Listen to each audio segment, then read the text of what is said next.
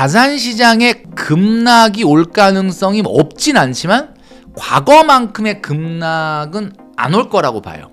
미국 경제에서 돈을 빼도 마땅히 갈 데가 없어요. 상승세는 꺾였지만 그렇다고 하락도 어마어마하게 오지는 않을 거라고 봐요. 그러나 이 변동성이 자산시장에서는 상당히 많은 사람들한테 괴로움을 줄 가능성은 있다.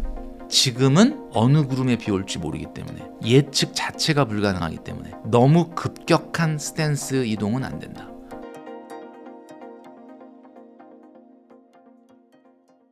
네, 최근 사람들이 경제 위기에 대한 불안감이 점점 커지고 있는데요. 그렇다면 자산 시장도 안전하지는 않을 것 같다는 분위기가 계속 감돌고 있어요. 이제 대표님께서 보시기에도 이제 가장 붕괴 위험이 높은 자산이 뭐라고 생각하시는지 궁금합니다. 제가 송정길 TV는 아니었지만 제 유튜브에서 작년 11월부터 얘기했던 게 미국 주식이 지난 15년 동안 2022년도 한 해를 빼놓고는 거의 계속 올랐는데, 미국 주식이 사람들에게 주목받는 이유는 충분하지만 그래도 어떤 자산이 그 정도까지 오버슈팅이 됐다라고 하면 25년도에 아마 내년, 그때 당시로 내년이 올해죠. 뭐 조그만 충격에도 어느 정도의 조정이 크게 올 가능성이 있다라고 얘기를 한 2번 했었는데 실제로 맞았어요, 제 말이. 그래서 올해 이제 좀 거의 20%까지 급락을 했다가 최근에 조금 반등이 있어서 좀 회복을 하긴 했지만 어쨌든 약간의 조정이 있었죠. 제가 봤을 때는 지금 저는 이제 빌런이라고 얘기하는데, 네. 트럼프가 사실 어떻게 보면 어디로 튈지 모르는 이런 관세 관련된 정책이라든지, 그 다음에 미국의 경제적 패권주의를 너무 강하게 부르짖으면서 미국의 경기 침체가 오는 거 아니냐, 뭐 최근에 좀 약달러의 좀 징후도 있고요. 그런 내용들이 있다 보니까 자산시장의 변동성이 엄청나게 커졌다. 그런데 이제 항상 이 대외 경제 환경이 안 좋아졌을 때 유탄을 맞고 불똥이 튀는 게 우리나라예요. 왜냐하면 우리나라는 자급자족이 되는 나라는 아니잖아요. 그렇죠. 뭔가 무역을 통해서 뭐 소위 말하는 우리나라의 GDP의 한 60에서 70%가 이 수출에 영향을 받는 부분이니까 뭔가 무역을 통해서 외국에 수출을 하고 물건을 팔아야 되는데 이런 대외 무역 환경 자체가 어려워졌을 때는 당연히 경제가 타격을 받을 수밖에 없고, 그리고 한국은행 같은 경우에 1.5% 올해 초에 예상했다가 지금 나오는 얘기로는 어쩌면 1% 성장률도 어려울 수 있다, 이런 얘기가 나오고 있지 않습니까? 그렇다면 이런 위기에 관련된 영상들을 많이 여러분들 보셨겠지만 위기를 아무리 얘기해도 직장 생활하는 분들은 위기를 잘 몰라요. 왜냐하면 뭐 경제가 어렵다는 게 뭐 어제 오늘 일도 아니고, 그죠? 맨날 회사 입사했더니 올해가 위기라고 그러고 또 내년 됐더니 더 심각한 위기라고 그러고 막 이런 얘기를 너무 많이 들어서 내성이 생긴 거지. 그러니까 자영업자만 지금 죽어나는 거야. 물론 직장인들도 보너스가 안 나오고 성과급이 안 나올 수 있습니다. 그렇지만 월급이 안 나오는 건 아니다 보니까 일단 직장생활 하시는 분들은 조금 체감이 덜 될 수 있는데, 자영업자 시장은 지갑을 완전히 지금 닫아버린 상황이다 보니까 지금 아시겠지만 보도에 의하면 지금 신용불량자 29% 정도 증가했다라고 하지 않습니까? 이런 위기인데 이 위기가 과거의 위기하고 다른 점이 하나 있어요. 그게 뭐냐? 과거에 우리가 겪었던 위기 하면 가장 대표적인 것이 97년도에서 98년도에 있었던 IMF 외환 위기, 그 다음에 2000년대 초반에 있었던 닷컴 버블, 그때 자산이 좀 많이 하락했죠. 네. 그 다음에 2008년도에 금융위기, 뭐 이런 것들을 볼 수가 있거든요. 이런 위기들의 특징이 뭐냐? 자산 가격이 급락해.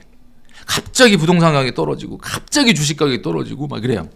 뭐 닷컴 버블 붕괴 때는 아시겠지만은 나스닥 지수는 거의 75%가 떨어졌어.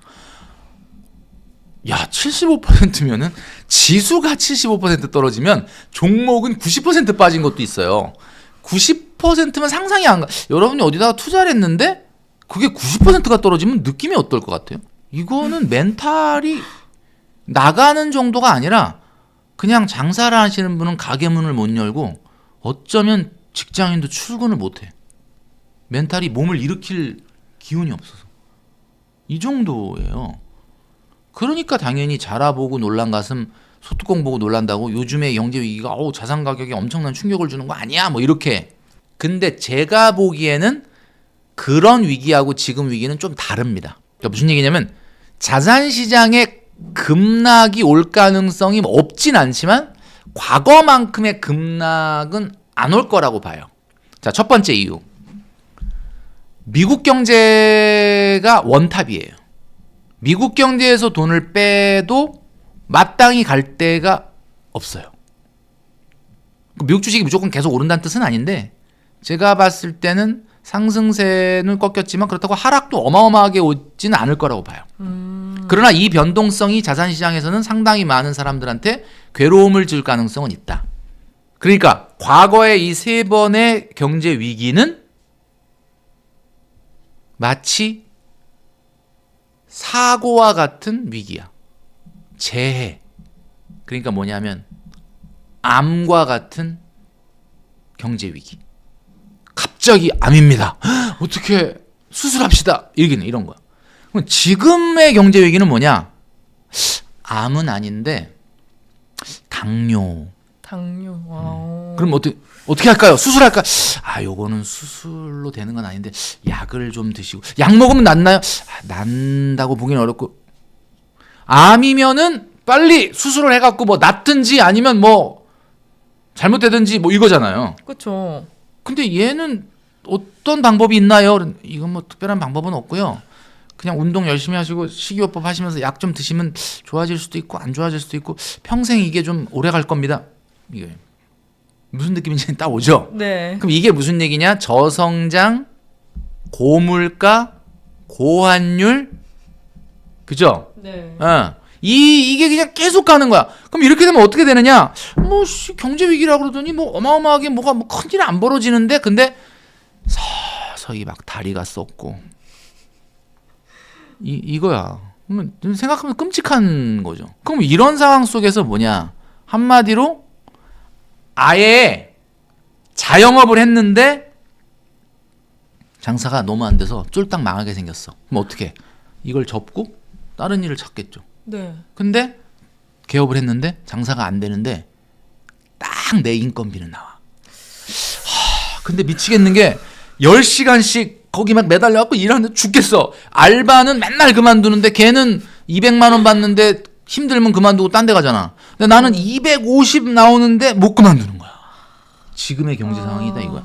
그럼 무슨 얘기냐면 여러분 대한민국에서 절대 안 망하는 자영업 4가지가 뭔지 아세요? 치킨, 피자, 베이커리, 커피예요. 왜 안 망할까? 딱 안 망할 정도만 소득이 나와요. 그러면 아예 그냥 장사가 완전히 안 돼서 말아 먹으면 에이 그래 난 이거 아닌가 보다 그러고 취업을 하자 뭐 다른 일을 하자 그러겠는데 안 망해. 그래도 그냥 250, 60은 나와. 뭐 어떡하지 250, 60 때문에 또 해야 되나 말아야 되나. 지금 우리 경제 상황이 그거예요. 그러면 자산시장도 똑같아. 자산시장 똑같아. 그러니까 변동성이 엄청나게 예측이 불가능해. 그럼 지금의 자산시장을 이렇게 얘기할 수 있어요. 가장 비현실적인 게 뭐예요? 현실이야. 가장 비현실적인 게 현실이야. 그럼 이 세상에서 가장 확실한 게 뭐예요? 모든 것이 불확실하다는 사실이 확실한 거야. 이런 상황에서는 어떤 전략을 써야 될까? 이게 고민인 거죠. 그렇죠. 그럼 어떻게 해야 돼? 뭔가 엄청난 변화를 하지 말아라. 어느 한쪽으로 엄청난 변화를 줬을 때 그게 딱 맞아 떨어지는 일이면은 괜찮지만 아니면 뭐 아니면 도식으로 상당히 어려워질 가능성이 있죠. 그러니까 지금은 어느 구름에 비 올지 모르기 때문에 예측 자체가 불가능하기 때문에 너무 급격한 스탠스 이동은 안 된다. 제가 아까 얘기했죠. 1억이 있어. 8천만 원 예금 넣고 한 1,000만 원 ETF 하고 한 1,000만 원 정도는 조금 개별 종목을 그 정도는 괜찮아요. 근데 지금 나는 미국 주식에 몰빵이야. 1억을 그냥 이런 행동은 안 된다. 응? 그런 거 안 된다. 무슨 얘기인지 이해되시죠? 네. 자기의 위험 성향보다 한 단계를 우클릭하세요. 자, 공격 투자형은 적극 투자형으로, 적극 투자형은 중립 투자형으로, 중립 투자형은 위험 회피용으로. 이런 정도로 한 클릭 조금 중립적인 것으로 우클릭하시는 것이 맞다. 그래야 살아남을 수 있습니다. 지금 트럼프가 만들어낸 이 트럼프라고 하는 이 세계적인 경제에 있어서의 빌런이 만들어내는 이 불확실성이 어느 정도 해소가 되려면 최소한 2025년도는 지나고 나서 이제 좀 그래도 조금 어느 정도 세계 경제가 좀 방향을 잡았다. 미국 경제가 경기 침체가 확실하게 경기 하강으로 오느냐 아니면 뭐 대충 수습이 되고 반등이 되느냐 이런 어떤 이 안개 속 정국이 조금 해결이 된 상태에서 여러분들이 집중할 투자로 옮겨도 늦지 않는다. 부동산은 다를 수 있습니다.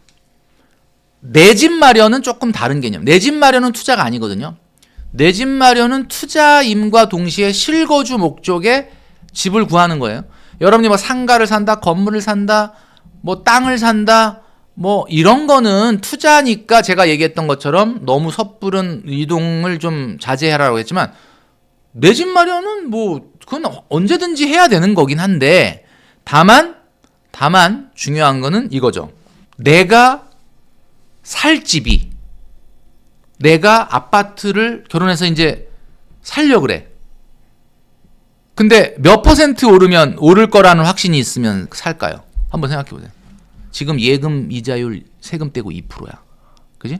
그리고 주식은 지난 뭐 한 3년간은 되게 높았지만 최근에 조정을 감안한다 그러면 평균으로 보면 한 5, 6%, 6, 7% 가기가 좀 쉽지가 않아. 이런 상황이야. 그러면 그냥 안전하게 2% 예금할 거 아니면 6, 7%, 7, 8%를 보고 위험하더라도 주식할 거야. 아니면 자 아파트를 산다. 아파트는 몇 프로 올라주면 사겠다. 어때요? 몇 퍼센트 올라주면 딱 괜찮을까요? 아파트 많이 오를수록 좋을 것 아니 근데 같긴. 그러니까 몇 퍼센트 오르면 내가 해볼 만하다. 1년에 몇 퍼센트 평균? 1년에 다 1년으로 하는 거지. 한 5%? 5%. 그렇죠. 5%는 올라줘야 되겠죠. 5, 6, 7. 조금 욕심내면 한 6, 7%는 올라줘야 돼. 왜 그러냐? 잘 보세요. 6, 7%가 안 오르는데 사기는 좀 애매해요. 왜냐하면 취득세 내야 되죠. 갖고 있으면서 재산세 내야 되잖아. 그러니까 그런 거 생각하면 5, 6%도 안 오르는 거를 산다는 건 어때? 상당히 리스크가 있는 거죠. 자, 그러면 5, 6% 오를 것이냐? 올해만 놓고 보면 서울 아파트 5% 이상 올랐습니다. 네. 근데 매년 5%? 야, 요거는 쉽지가 않거든요. 그럼 한번 잘 보세요. 답은 어디에 있느냐? 답은 인플레이션에 있어요. 우리가 시장에서 얘기하는 기대 인플레이션이라는 게 있습니다. 기대 인플레이션. 이게 뭐냐면 시장이 생각하는 앞으로의 한 10년간의 인플레이션. 이게 기대 인플레이션. 우리가 보통 얘기할 때는 국채금리 10년물을 보거든요. 네. 국채금리 10년물. 그러면 이게 얼마냐면은 2.65% 정도예요. 2.65%. 그러면 이제 좀 반올림해서 한 3%라고 한번 해볼게요. 3% 이상을 오르기는 조금 어렵다라는 거예요. 앞으로 10년간. 평균. 거꾸로는 뭐야? 그래도 어찌어찌 3%는 오를 수는 있다. 이런 뜻이에요. 거꾸로 얘기하면. 왜냐하면 우리나라에서 아파트라고 하면은 어쨌든 안전자산이에요. 공실이 없는. 어디 저기 무슨 낙도에 있는 아파트가 아니라고 한다면 공실은 없기 때문에. 그렇다면 3% 정도는 올라요. 서울 수도권을 기준으로. 그럼 아까 얼마 올라야 된다 그랬지?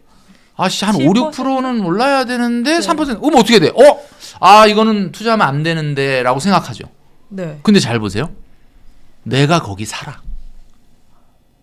내가 거기 살잖아. 그렇죠. 내가 거기 살면서 3% 오르는 거잖아. 내가 거기 그 집 안 샀으면 어딘가에다 주거비용 내야 안 내? 내죠. 내죠. 몇 프로로? 요즘 전세자금 대출이잖아. 월세 이자율이 6% 정도 되거든. 5%, 6%는 내잖아. 5%, 6%를 내고 낼 거를 안 내게 되는 거잖아. 결국은. 그죠? 네. 응? 그러니까 결국은 3%만 올라줘도 내가 들어가서 살고 있는 집이 3% 오르는 거니까 계산해 보면은 100%는 아니라 하더라도 그렇다면 얘가 5, 6% 오르는 셈이 될 수도 있는 거지. 그러니까 한마디로 얘기하면 서울 아파트, 수도권 아파트를 기준으로 30% 정도의 대출을 받아서 살 수 있는 정도가 된다면 나쁜 투자는 아니다. 근데 경계해야 되는 거는 30%보다도 현격하게 높은 대출, 뭐 40%, 50%. 요거는 좀 어떻게 될지 좀 불확실하다. 확실한 거는 30% 이내로 대출을 받아서 살 정도라면 사셔도 그러면 어마어마하게 잘못된 투자가 아닐 가능성이 있다. 3%는 보다 더 오르긴 어렵지만 3% 정도에 수렴한다. 3% 정도에. 우리나라가 디플레이션 경제는 아니기 때문에 거꾸로 가지는 않을 거예요. 일본처럼 막 집값이 쭉쭉 떠진다. 그건 디플레이션 경제에서나 나타나는 거고 옛날만큼 안 오른다. 집을 산다고 막 집으로 부자가 되진 않는다. 그러나 3% 정도가 올라가고 내가 거기서 살고 거주를 하기 때문에 실질 수익률은 5% 이상은 될 수 있다. 그러니까 30% 이내 정도로 대출을 받아서 사는 정도라면 나쁜 투자는 아니다. 답이 딱 됐죠? 네. 그러면 이제 어떤 자산군에 투자하는 것보다 이제 안전 투자를 해야 된다. 그게 중요한 안전 자산 쪽으로 한 클릭 정도는, 왜냐하면 이 불확실성이 좀 없어질 때까지는. 네. 물론 진짜 투자는 남들이 그렇게 불확실할 때 뭔가 딱 미리 네. 맞출 수 있는 예지력이 있다면 한쪽으로 몰빵을 하는, 뭐 수익률은 좋아지긴 하겠죠. 근데 이제 성정일 TV를 보시는 많은 분들이 과연 그런 정도의 위험 부담을 가질 정도의 상태냐? 굳이 뭐 잃을 것이, 난 잃을 게 없다. 네. 그럼 뭐 그렇게 하셔도 되죠. 그냥 뭐 베팅을 하는 거죠. 도박인 거죠. 그런데 그게 아니라고 한다면, 잃을 게 있다라고 한다면 굳이 제가 봤을 때는 제가 얘기했잖아요. 작년 11월, 12월에 뭐 미국 주식 조금 조정이 있을 수는 있으니까 참고해라. 뭐 계속 이 상태로 가기는 어렵다.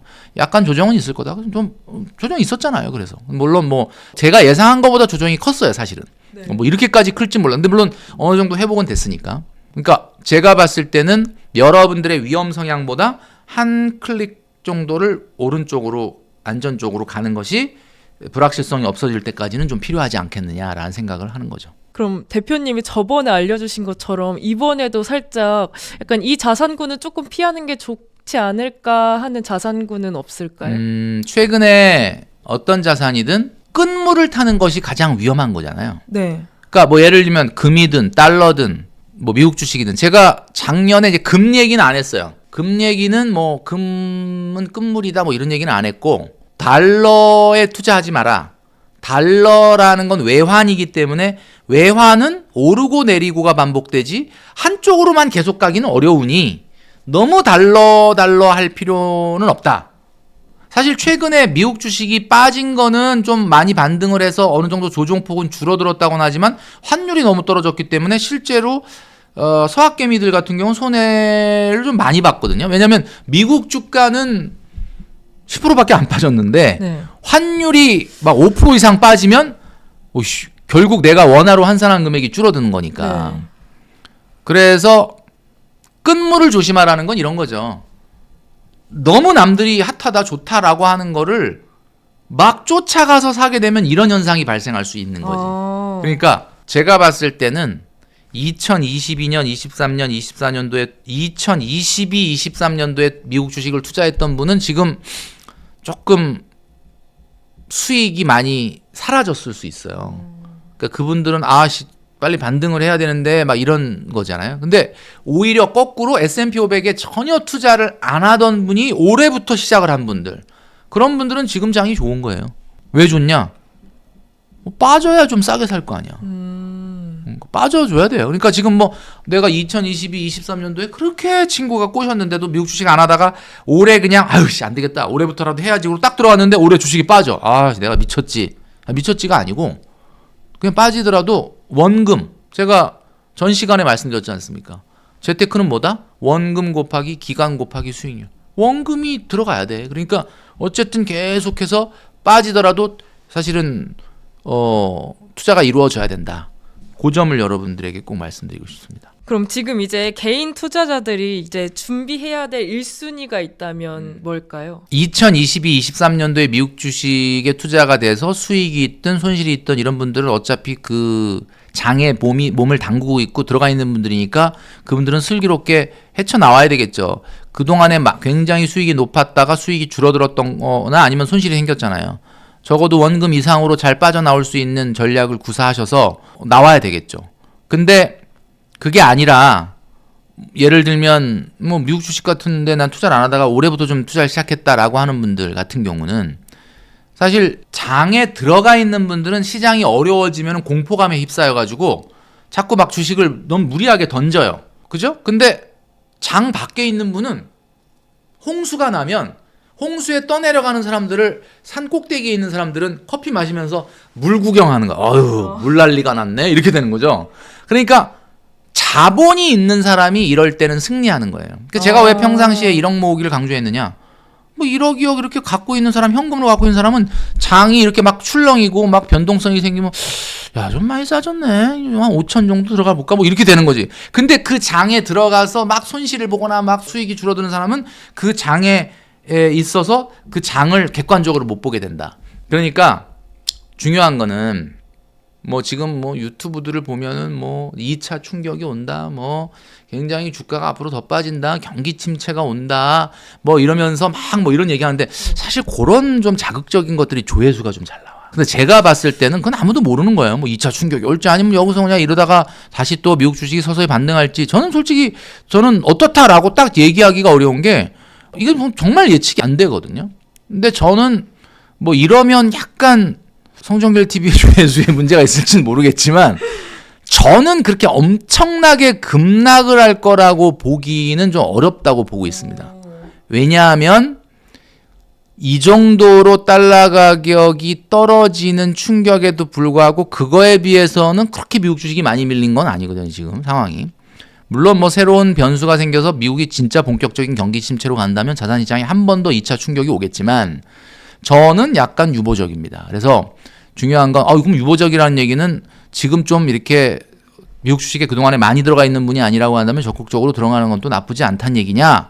뭐 저는 그렇게 봅니다. 그러니까 왜냐하면 미국 주식 자체가 지금 뭐 많이 싸졌다가 아니야. 여전히 비싼 건 저도 인정을 하는데 미국 주식을 대체할 만한 다른 자산이 마땅한 거는 현재는 없어요. 그리고 상대적으로 지금 달러 가치가 많이 떨어졌다는 것도 찬스가 될 수도 있고. 그렇기 때문에 22, 23년도에 투자를 그렇게 세게 미국 주식에 안 들어갔던 분이라고 한다면 마음이 성향 자체가 막 그냥 주식 조금 돈 넣어놓고 맨날 들여다보면서 막 마음을 졸이는 스타일이 아니라면 그냥 뭐 대범하게 뭐 떨어질 수도 있고 올라갈 수도 있고 그냥 뭐 난 밤잠 설쳐가면서 그런 거 안 본다 라고 하는 대범한 분들이라면 나스닥이 S&P 500이 뭐 지난 3개월에 비해서는 상당히 많이 사실 낮아져 있는 건 사실이니까 작년에 비해서는 그런 건 적극적으로 원금을 지속적으로 투자하는 것도는 나쁘지 않다라고 본다. 어차피 달러 자산이라는 것은 낮아졌을 때 들어간다면 달러는 어차피 달러거든요. 그러니까 달러를 자꾸 원화로 계산해가지고 뭐 이렇게 돈 떨어졌어 이렇게 생각하지 말고 그냥 달러는 어차피 100달러는 계속 100달러니까 그런 쪽으로 생각하시고 하셔라. 다만 제가 지금 얘기하고 있는 건 제가 첫 번째 일부 영상에서 말씀드렸던 1억 모으기와 좀 다른 내용 아니냐. 1억을 최소한 모은 사람들한테 말씀드리는 거예요 지금. 1억 모으기 전에는 뭐 이런 얘기 듣지 마시고. 자산시장의 대위기라는 건 급격하게 충격이 와서 위기가 아니라 한 치 앞을 내다볼 수 없는 깜깜이라고 해서 위기다라고 하는 부분을 말씀드릴 수 있을 것 같습니다. 네, 오늘 인터뷰를 통해서 이제 돈 관리도 습관이라는 걸 저도 진짜 몸으로 깨달았는데요. 이제 지금보다 더 나은 재무 상태를 원한다면 이제 대표님이 말씀해주신 팁 중에 한 가지씩만 실천을 해도 정말 훨씬 더 나은 재무 상태 갖고 가실 수 있을 것 같아요. 이제 오늘 대표님이 정말 좋은 얘기 많이 해주셔서 감사한데 마지막으로 저희 성공의 진심이 구독자분들께 한 말씀 부탁드립니다. 네, 성정길 TV를 구독하신 여러분들은 제가 말씀드리지만 평범한 미래가 아니라 비범한 미래를 꿈꾸시는 분들이라고 생각을 합니다. 비범한 미래를 꿈꾸려면 나의 행동이 비범해야 되겠죠. 평범한 행동을 하는 사람이 평범한 미래를 맞게 되는 거고 비범한 행동을 하는 사람이 비범한 미래를 맞게 되는 겁니다. 가장 중요한 것은 항상 내가 원금과 시간과 수익률의 게임 중에서 수익률은 내 마음대로 할 수가 없어요. 그러니까 내가 컨트롤할 수 있는 건 원금과 시간이다 라고 하는 점을 꼭 기억하시면 여러분 성공이 한 발짝 가까워지실 거라고 봅니다.